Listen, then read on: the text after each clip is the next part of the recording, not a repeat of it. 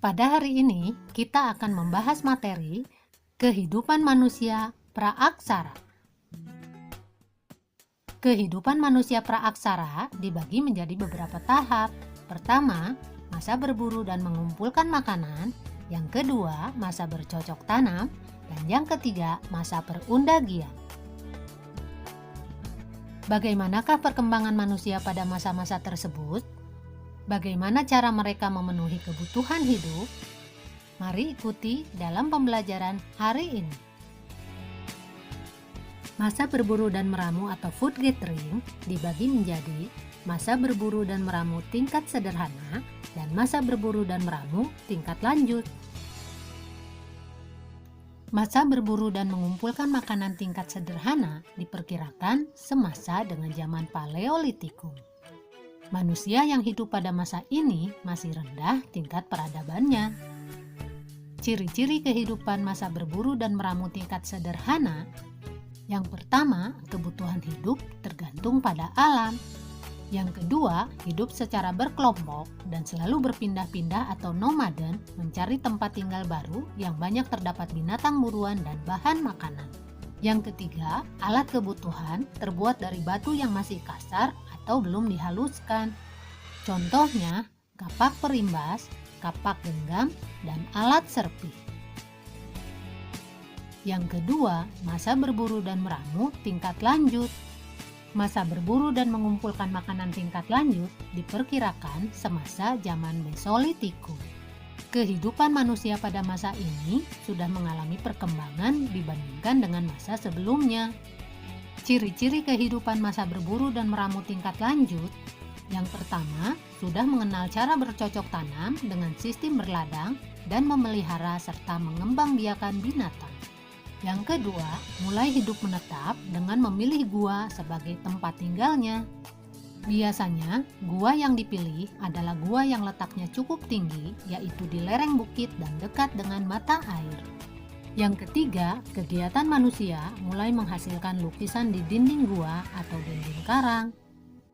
Selanjutnya, yang keempat, alat-alat batu yang dibuat bentuknya lebih halus dari masa sebelumnya.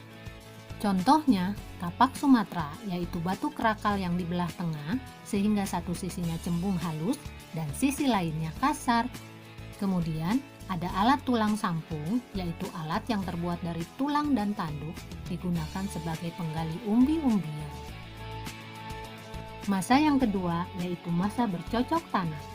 Masa bercocok tanam diperkirakan semasa dengan zaman Neolitikum.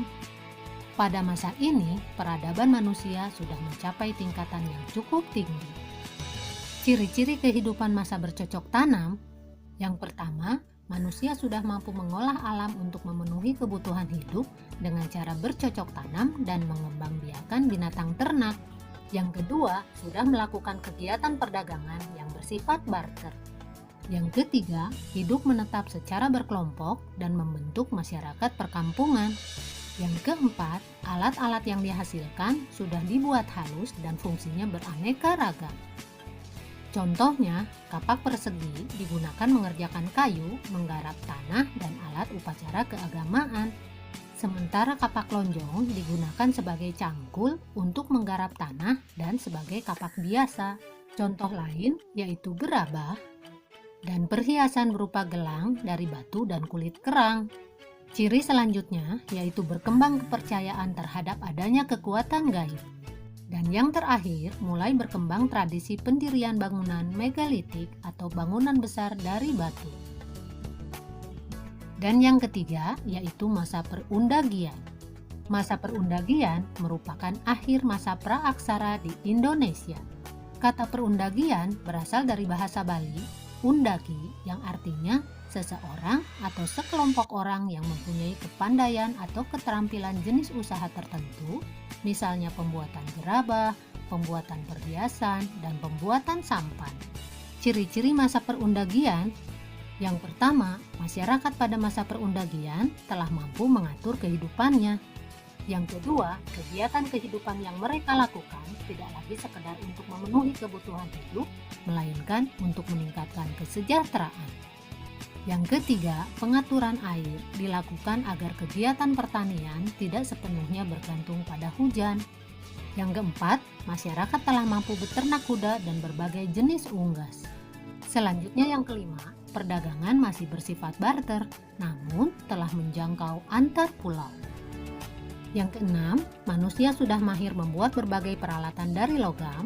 Dan yang terakhir, berkembang berbagai bidang seni seperti seni lukis, seni ukir, seni patung, dan seni bangunan.